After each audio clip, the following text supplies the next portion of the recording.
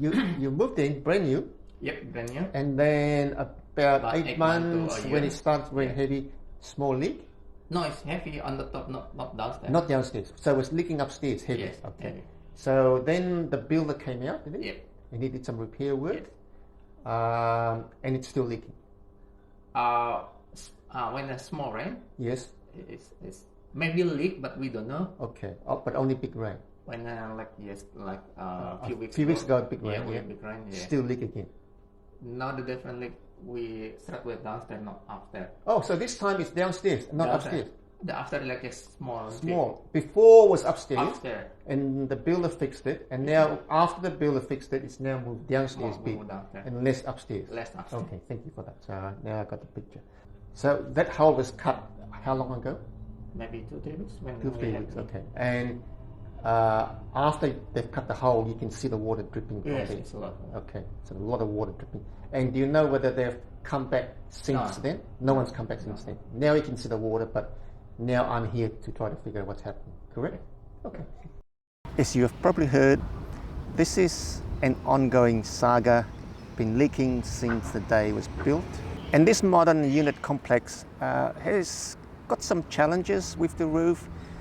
And I think to keep the height of the building down so that it complies with the development conditions, they've had to put a flat top on a pitch tile roof, multiple skylights, and to increase the living area, obviously put some dormers in so you can get upstairs living.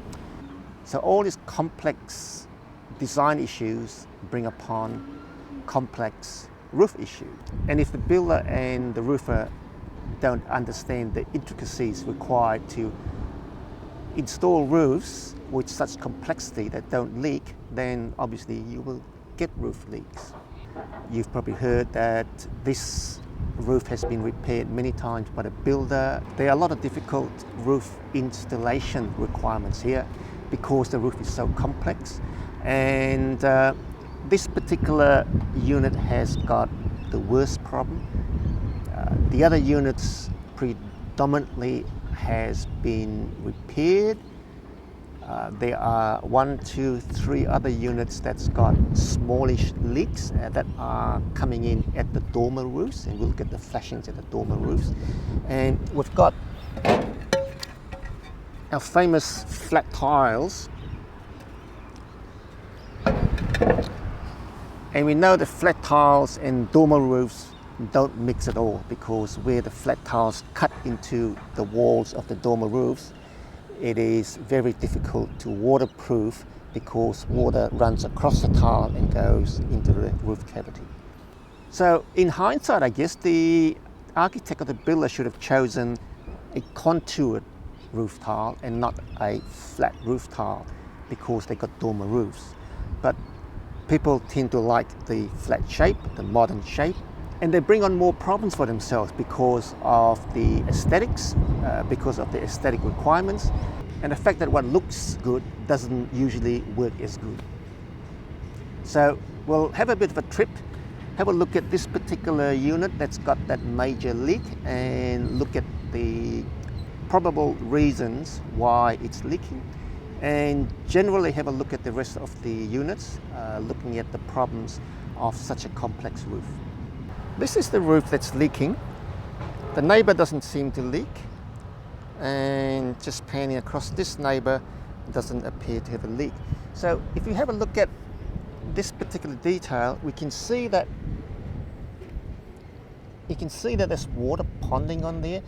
But what's different to this particular installation is that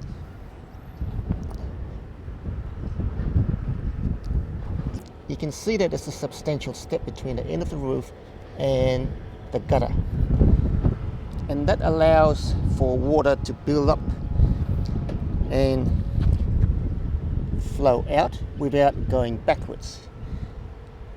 Our problem roof has been installed slightly different. You can see that there's no step at all. So as a result, as this fills up, the water will then go underneath the sheets and you can see that this is where the sheets end.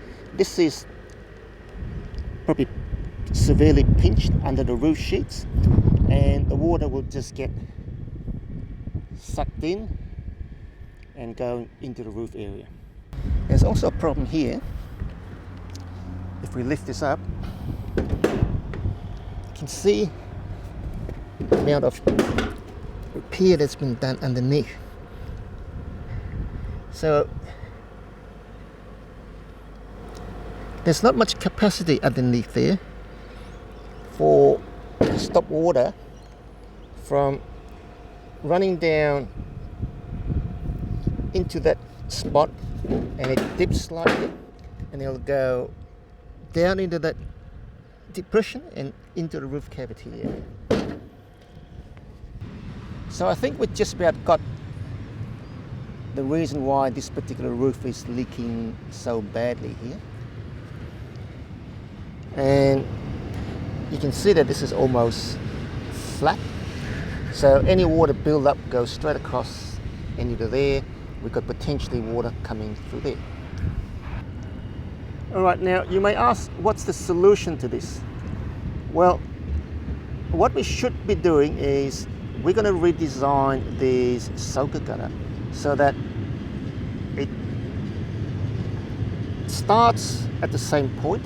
It'll come down about that far, and it'll step down. You can see that there's enough room down here to create this gutter. It runs across, goes up about that far, before about where, just past where the roof sheets are, and then it can start climbing back up again. So that's probably the best solution for this problem. The problem with complex roofs is that there's going to be complex leaks. And on this roof, if you look carefully, you'll see right there's a drip line. If you look closely, see the water dripping right there, and you can see water on the sarking. So that's another little leak that's appearing on this roof, and you might be wondering where that's coming from. So when you have a situation where you're trying to attach a metal flashing to a tile, you drill a hole through there to go through a batten, and there's probably a batten underneath there, and the hole's gone right through.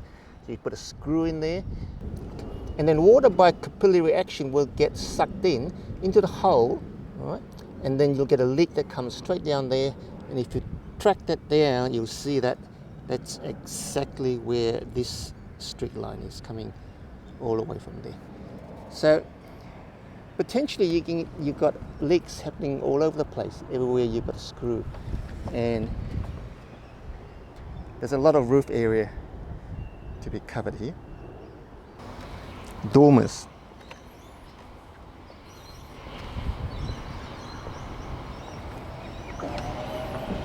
Typical dormer, flat tile, and you can see that there's been repair work done since it was built. The joints have been siliconed, and this piece of Walker Flex flashing is, in fact, you see here, is a second flashing that's been put on, all right, over the top of the original flashing. And I would say that the original flashing would finish around about there. You can see a line right up. So that's where the original flashing is. Right? And they've put an additional strip all the way across to try to stop the leak at the walls. Because what happens is that we have water running along there. Right? You can see there's silicon all over the place. That's been siliconed, and the water goes across the tiles and into the cavity, causing the leak. So all the silicon work and the extra width walker has probably stopped most of the leaks coming along this wall, but there's still potentially some areas where you can get capillary action that will draw the water in. Now, it's quite natural to blame the roofer and the builder for all these problems here on these dormer roofs, but I think the designer is also to blame. And this is because the designer should have designed these dormers like the dormers you see across the road. A normal dormer where the roof falls towards the edge of the building, and you have a gutter and downpipes to take the water to the lower roof. Not having a roof fall backwards towards the middle of the house and have to put in a soaker gutter or box gutter to catch the water. So if this roof is designed like the development next door, they would have put a colorbond roof in, and you don't have the leakage at the walls with colorbond roofs, and the dormer would slope the right way, and you don't have the soaker flashing issue. First and foremost, we must have to put blame on the designer of the roof. If you have a simple roof design, not a complex roof design, then you got a better chance of everything working and not creating problems for yourself.